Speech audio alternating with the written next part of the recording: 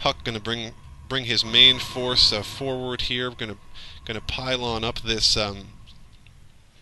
this eastern expansion here, and probably going to try to create a beachhead there as far as the units and then warping capabilities are concerned. Now going to head with these siege tanks. Has a few immortals in his ranks, which are exactly what he needs to take out these siege tanks, but looks like it's too much right now for Huck. He's going to have to retreat. A scan going down for MorroW, seeing how many units he actually has back there, and if he can advance to the second Xel'Naga watchtower and push his siege tank line even further towards Huck's base. I apologize for my cursor right now. It's a bug that happens with StarCraft 2 every once in a while. The cursor gets really fragmented, but hey, who cares?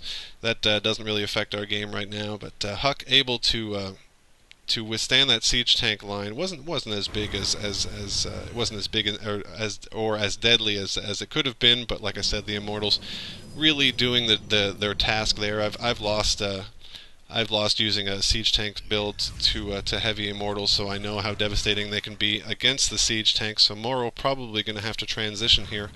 Looks like still going with siege tanks, but adding a few ghosts, a few marauders. Has this gold mineral expansion up and running, as well as Huck does as well on the south end of the expansion. So south end of the map, pardon me, and as well as these two western expansions going up simultaneously for Huck, and he's going to try to have to protect these choke points and this high ground, and if he can. But look, MorroW going to poke out here with a medevac, sensing that something is amiss over here on the west, and I don't know if this expansion is going to survive, or if either of them are going to survive. Huck now bringing some of his forces, Zealots and 2 High Templars, over to this western expansion. This one likely going to go down. Is it going to be cancelled before that happens?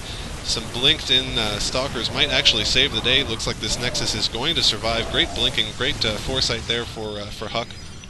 Probably warped him in by this pylon, and I'm sorry that I missed it, but stalkers were blinking in just in time, and this expansion is actually going to go up, as well as 2 starports, which are going to start pumping out void rays. A great strategy here, as long as MorroW doesn't transition to air, which he doesn't seem to be doing right now, using his starports only to build medevacs. Looks like vehicle weapons and infantry weapons being researched for MorroW right now. I'm going to try to get a little bit more firepower for his main units and try to push away any Huck advances. But Huck exerting a tremendous amount of authority here with these 2 western expansions, which is really surprising because MorroW has had tremendous success recently in exerting map control, in limiting people's expansions and income and whatnot, and MorroW going to see what he can see right now. 2 ghosts going down, exchanging storms and EMPs with the High Templar. The shields of the High Templar are down, but the shields on those Zealots are still there, and they're going to charge in and push MorroW back. But maybe that's exactly what he wanted them to do.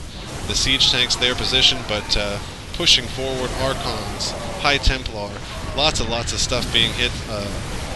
MorroW being hit by lots of stuff here, but the medevacs doing their due diligence. 2 great storms right there in the middle of this choke point, and GZ. MorroW's units, I don't know what GZ means, but MorroW's units absolutely devastated there by those 2 storms. A few of them will survive to be healed up by these 4 medevacs doing a great job of keeping MorroW in this game. But pylons galore going down all over the place. 2 void rays, the 2 void rays we saw being built earlier at this western expansion, 2 more popping out right now. These void rays are going to do some tremendous harass on MorroW's main base. Fortunately for MorroW, more or less completely mined out. These Marines and medevacs are going to do a great job. I know that in my experience, Marines may not look as intimidating as they actually are to void rays, but really do a great job, especially when accompanied by medevacs. A lot of forward barracks being built here by MorroW, sensing that his main base may be in jeopardy. But the Immortals, the Archons, the High Templars, the Stalkers, really just pushing out here with their large amount of armor, and MorroW really reluctant to push out, because of course when he does push out, the storms are what are going to greet him, and his ground units really taking a pounding here, and I don't know what he needs to do. He's really in tough as far as units are concerned. Some Vikings coming out here, a little bit worried about more Void Ray harass. Of course, there are more Void Rays on the way as far as a carrier, so there is going to be some more air harass as far as Huck is concerned.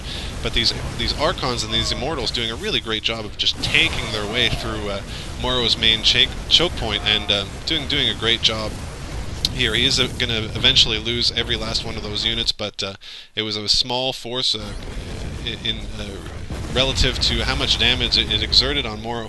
MorroW going to fly out these forward barracks to try to create another beachhead, maybe a beachhead that would just be slightly more bolstered than it was in the first place, but going to change his mind, going to bring his barracks back to his base, and MorroW and his siege tank line just really not able to do the job here. Great anticipation. I mean, if Huck watched a lot of replays and did his research there, did his due diligence on MorroW's strategy, then and was able to crack it, was able to anticipate it. It really seems like that is in fact what happened in this game. MorroW played a very good game for the first half. I think, you know, really aggressive, really played to his game plan, and it just kind of started to go south when these two western expansions went up. Huck was able to save this one over here on the northwest, and sorry, eastern expansions. God, have I been calling them western expansions all game? I apologize for that. I know my east from west. I promise I do. And added to these eastern expansions were these two Stargates, which just began pumping out Void Rays, something that MorroW just had no conception of happening. He was trying to deal with the Zealots and the Blinking Stalkers. Like I said, the Blinking Stalkers gave Huck a tremendous amount of intimidation and speed and versatility early in the game. And like I said, when you've got those Blinking Stalkers and you've got the Terran wondering where they're going to be, where they're going to show up, what needs to be protected, then it's really easy to transition to a number of different things. And Huck was able to build enough Immortals and Archons to take out MorroW's front line of siege tanks, and then go through his back door with the Void Rays. So, you know, a lot of kind of a triple threat there for Huck, with the blinking, with the tanking, and with the Void Ray harass. A little too much for MorroW to handle. An exciting game, albeit only 23 minutes, 23 and a half minutes. As you can see on the minimap, just covered with structures and units and forward pylons and barracks all over the place. It's just amazing how these players can build up such tremendous forces and bases in a limited amount of time. And just a great, fun, fast-paced game for you guys. I really hope you enjoyed it. Like I said, Wood League Roundup number 2 on the way. Hopefully going to be able to finish it tonight, if not tomorrow. I hope it's going to be as good as the first one, maybe even better. But it's going to be fun. Celebrate our Labor Day weekend with Wood League Roundup number 2. More great replays on the way. Like I said, Bayes back sometime this week, Wednesday or Thursday. We're going to get back to the dual commentaries. I hope you've enjoyed it so far with just me, your commentator Jadius from the Wood League. So on behalf of myself and the Wood League channel, we hope you're enjoying everything so far, and we will see you next time.